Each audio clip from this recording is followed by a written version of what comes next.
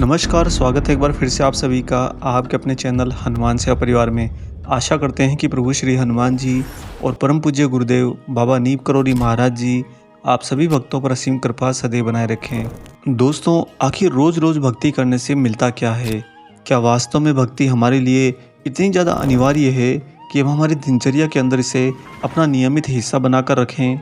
क्या जिस तरह से हमारे जीवन के अंदर भोजन, जल और वायु की आवश्यकता बहुत ज़्यादा है और उनके बिना हम एक भी दिन नहीं रह सकते, क्या ठीक इसी तरह से भक्ति भी हमारे जीवन का प्रमुख अभिन्न हिस्सा है?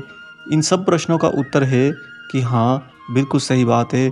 भक्ति अगर आपके जीवन का मुख्य हिस्सा बन जाती है, बिल्कुल ठीक उसी तरह से जिस तरह से वायु, जल और भोजन आपके लिए बहुत आवश्यक हो जाते हैं, एक-एक दिन भी जीवित रहने के लिए। अगर आप ऐसा करते हैं तो इसका जो सबसे बड़ा असर आपके जीवन पर पड़ेगा वह होगा आपको चिंता से मुक्ति। दोस्तों, इस पूरे जीवन के अंदर जब आप छोटे से बच्चे होते हो तब से लेकर युवावस्था से होते हुए प्रौढ़ावस्था में जब आप जाते हो तो जीवन के अंदर अलग-अलग जिम्मेदारियों को निभाते हुए कभी बचपन में सारी की सारी जिम्मेदारियां खुद के लिए, तो वहीं युवावस्था के अंदर आधी खुद के लिए तो आधी किसी और के लिए, और प्रौढ़ावस्था में सारी की सारी जिम्मेदारियां अन्य लोगों के लिए। इस तरह से आप इन जिम्मेदारियों को निभाते हुए पूरे जीवन भर न जाने कितनी तरह की चिंताओं से स्वयं को ग्रसित पाते हो। यही कारण है कि मनुष्य अपने जीवन को न तो सही से जी पाता है, ना ही ईश्वर के द्वारा दी गई पूरी आयु को निभा पाता है। लेकिन आखिर इन चिंताओं का किया क्या जाए? इन चिंताओं को अपने जीवन से पूर्ण रूप से हम नहीं हटा सकते। कहने का तात्पर्य है कि बचपन से लेकर बुढ़ापे तक आपको एक भी चिंता ना हो, ऐसा कभी नहीं हो सकता। लेकिन इन चिंताओं का प्रवाह और चिंताओं का असर, इसे हम धीमा कर सकते हैं। चिंताओं का प्रवाह अर्थात ज़्यादा चिंताओं की बजाय कम से कम न्यूनतम चिंता आपके पास में पहुँचे और उस चिंता का असर अधिक से अधिक होने की बजाय कम से कम आपके जीवन पर हो। यह हम कर सकते हैं मात्र भक्ति के द्वारा।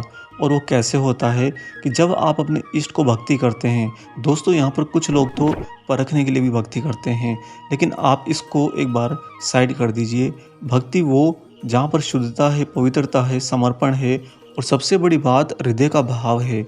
अगर ऐसी भक्ति हम करते हैं तो हमारी उस भक्ति की निरंतरता के अंदर एक दिन ऐसा आता है, या कभी कभी कुछ समय ऐसे भी आते हैं कि जिनके लिए हम भक्ति कर रहे होते हैं, जिनको हम समर्पित होते हैं, वो हमारे साथ में उसी भक्ति के कारण अपने आप में यानी कि स्वयं में मौज में आ जाते हैं, आनंद में आ जाते हैं। और जब हमारे आराध्य स्वयं की मौज में, आनंद में आ जाते हैं दोस्तों, तो वो बिना कहे, बिना मांगे हमारे जीवन पर ऐसी विशेष कृपा कर देते हैं कि हमारे जीवन को, संपूर्ण जीवन को सारी चिंताओं से मुक्त कर देते हैं। हमें ऐसे भाव में लेकर जाते हैं जहाँ पर हमें न्यून से न्यूनतम चिंताओं का सामना करना पड़े, और उन चिंताओं का हमारे पे असर कम से कम होता है, क्योंकि हम उनकी शरण में रहते हुए उनकी मौज को, उनके आनंद को साझा कर रहे होते हैं। जिस तरह से एक माँ अपने बालक के साथ में रहती है और बालक जब किलकारियाँ मारता है और खुश होता है तो माँ स्वतः ही खुश हो जाती है, बिल्कुल ठीक उसी तरह से भक्ति मार्ग पर आपके आराध्य आपको पूरी तरह से अपने साथ में पाते हैं और वो खुश होते हैं, उनके साथ साथ में उनकी खुशी को साझा आपसे भी करते हैं। और इसी कारण से आप अपने जीवन के अंदर उन चिंताओं के बल को महसूस नहीं कर पाते। उन चिंताओं के प्रवाह से आप टकराकर स्वयं में टूटते नहीं, बिखरते नहीं, क्योंकि आपको कहीं न कहीं अंदर से ऐसी आवाज़ आती है कि मेरे आराध्य बेटे हैं, उनके रहते मुझे कुछ नहीं होगा। और वास्तव में ऐसा ही होता है। अधिकांश समय जो हम चिंताओं के द्वारा ऐसी स्थिति में पहुंच जाते हैं जहां पर सिर्फ़ और सिर्फ़ हमारा नुकसान होता है, हमारा क्षय होता है, वो दोस्तों होता इसलिए क्योंकि एक तो चिंताओं का बल और प्रवाह बहुत ही ज़्यादा होता है, और दूसरा हम भी उससे ज़्यादा गति से उन चिंताओं से जा भिड़ते हैं। और उसी दो अपोजिट फोर्सेस का एक साथ टकरा जाने से चिंताएं हमारे जीवन को नरक बना देती है, हमें बुरी तरह से नुकसान करके जाती हैं। लेकिन इस भक्ति मार्ग को अपनाकर, इस भक्ति को अपने जीवन का अभिन्न हिस्सा बनाकर आप ये पाएंगे कि आपके जो इष्ट हैं, आपके जो गुरु हैं, वो आपको पूरे जीवन भर चिंताओं से मुक्त रखते हैं। इसका तात्पर्य ये नहीं है कि वो आपको कुछ अलौकिक शक्तियाँ देते हैं या कुछ सिद्धियाँ देते हैं। इसका सीधा स्पष्ट सा मतलब है कि वो आपको अपनी सुरक्षा के अंदर रखते हैं, अपनी संरक्षण में रखते हैं। आज आपको महाराज जी के ऐसे ही अपने भक्त को चिंताओं से मुक्त कराने वाली एक सच्ची घटना सुनाएंगे। इस घटना को सुनने के बाद में दोस्तों आपको यकीन हो जाएगा कि जब तक आप महाराज जी के साथ हैं, बाबा के सानिध्य में हैं, महाराज जी के प्रति खुद को समर्पित रखकर उनकी भक्ति में आगे बढ़ रहे हैं, तब तक अब आपको कोई चिंता करने की कभी आवश्यकता ही नहीं। दोस्तों, भारत के विभाजन से पूर्व श्री गंगाराम गुजराल दिल्ली में आकर बस गए। चांदनी चौक और करोल बाग नामक जगह पर उनकी 2 दुकानें भी हुई और कालांतर में उनका अच्छा कारोबार बन गया, अच्छी संपत्ति भी बन गई। एक बार वह अपनी कार से अपने पुत्र और मोतीराम वैद्य के साथ में हल्द्वानी में अपने एक संबंधी मालिक राम के घर पर गए। मालिक राम उन्हें बाबा के दर्शन के लिए अपने साथ में लेकर कैंची आश्रम ले गए, क्योंकि कैंची आश्रम हल्द्वानी के नज़दीक भी है और मालिक राम जी महाराज जी के भक्त रहे हैं। वह जानते थे कि बाबा बहुत ही पहुँचे हुए दिव्य संत हैं, स्वयं भगवान हैं। महाराज जी का अगर आशीर्वाद मिल जाए तो उसके बाद में मनुष्य का जीवन कभी पीछे नहीं आता। दोस्तों, वो अपने संबंधी को साथ लेकर कैंची आश्रम के पास में डाक बंगले में ठहरे और बाबा के दर्शन के लिए फिर महाराज जी की कुटिया में गए। जैसे ही दोनों महाराज जी की कुटिया में प्रवेश हुए, बाबा गंगाराम गुजराल की तरफ देखते हुए बोले कि अपनी कार से आया है। उन्होंने हामी भरी कि जी बाबा। तब महाराज जी ने आगे कहा कि तेरी जायदाद का झगड़ा झा के पास फंसा है, हम दिल्ली जाकर उससे कहेंगे, ठीक हो जाएगा। वास्तव में दोस्तों, बाद में उनके संबंधी श्री गुजराल जी की जायदाद के संबंध में दिल्ली के उपराज्यपाल के कुछ आदेश होने थे और उस आदेश के आने के बाद में उनकी जायदाद छिन भिन हो जाती। इसे लेकर गुजराल जी वास्तव में बहुत ही ज़्यादा चिंतित थे। महाराज जी बिना कुछ बताए ही उनकी चिंता से अवगत हो गए थे। इसे देखकर गुजराल जी बहुत प्रभावित हुए और बाबा से दिल्ली चलने की प्रार्थना करने लगे।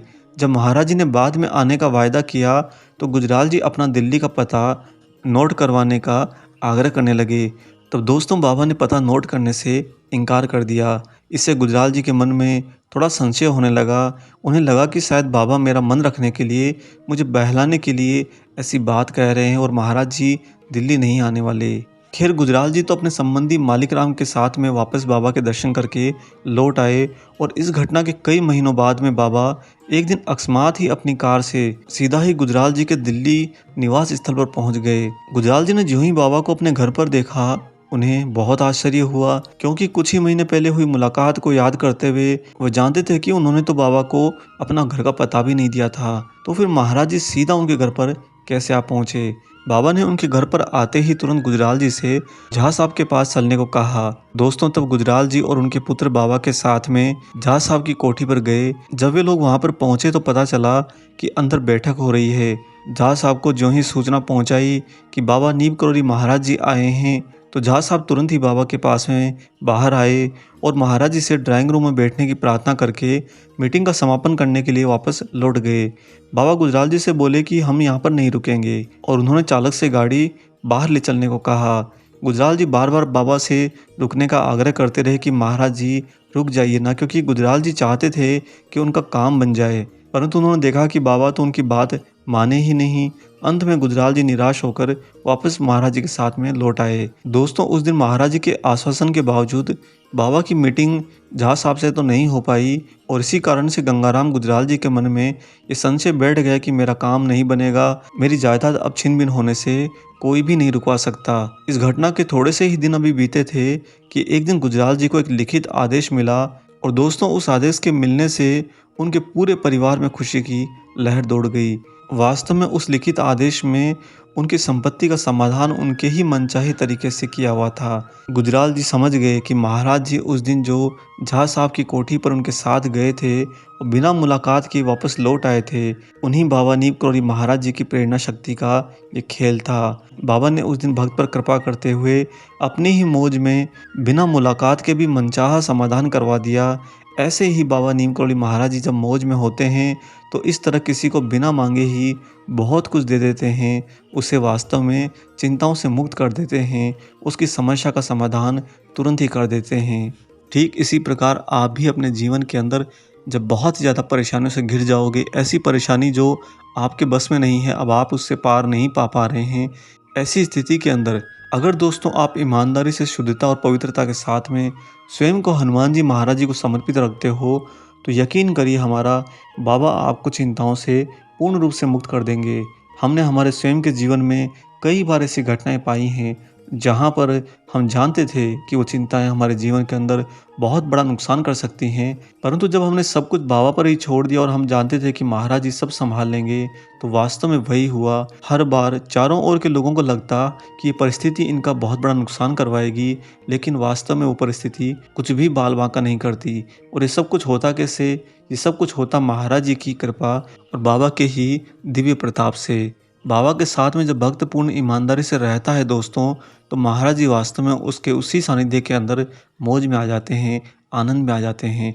बाबा तो चाहते हैं कि उनके भक्त सही रास्ते पर चलते हुए जीवन के अंदर पूर्ण शुद्धता और पवित्रता को धारण करके भक्ति के मार्ग पर सच में आगे बढ़ें। वरना दोस्तों, अगर मिलावटी भक्ति आप जीवन में करेंगे, तो उस भक्ति से कोई आगे नहीं जा पाएगा, बल्कि वो बार-बार वो कहते हैं ना कि एक सीढ़ी पर चढ़ना और एक सीढ़ी से उतर जाना, बस इसी क्रम में निरंतर लगा रहेगा। उसे लगेगा कि मैंने तो इतनी सारी सीढ़ियाँ चढ़ ली, लेकिन वास्तविकता ये है कि वो अंत में स्वयं को उसी जगह पर पाएगा जहाँ पर वो पहले खड़ा था। भक्ति आगे तभी लेकर जा सकती है जब आप उसमें शुद्धता और पवित्रता को धारण कर लेते हैं, पूरे ईमानदारी के साथ में स्वयं को समर्पित करते हैं, कोई शंका, कोई संशय अपने जीवन में कभी नहीं लाते। जब आप ऐसा करेंगे, तो आपके ही आराध्य, आपके इष्ट आपके साथ में आनंदित होंगे और उनके आनंद में आने से स्वयं में कृपा बरसती है। ऐसी कृपा जो बिन मांगे होती है। आपके ऊपर भी महाराज जी और हनुमान जी की ऐसी ही विशेष कृपा अतिशीघ्र होगी। आशा करते हैं कि आज का ये वीडियो आपको ज़रूर पसंद आया हो। वीडियो अगर अच्छा लगा है तो जाने से पहले इसे लाइक कर दीजिए और अगर आप चैनल पर नए हैं तो चैनल को सब्सक्राइब भी कर लीजिए। मिलेंगे बहुत जल्दी ही एक और ऐसे ही दिव्य अंक के साथ में। तब तक अपना और अपने माता पिता का संपूर्ण ख्याल रखिए और परम प्रभु श्री राम जी का निरंतर गुणगान करते हुए बाबा हनुमान और बाबा नीम करौरी महाराज जी की निस्वार्थ होकर सेवा करते रहिए। जय सिया राम।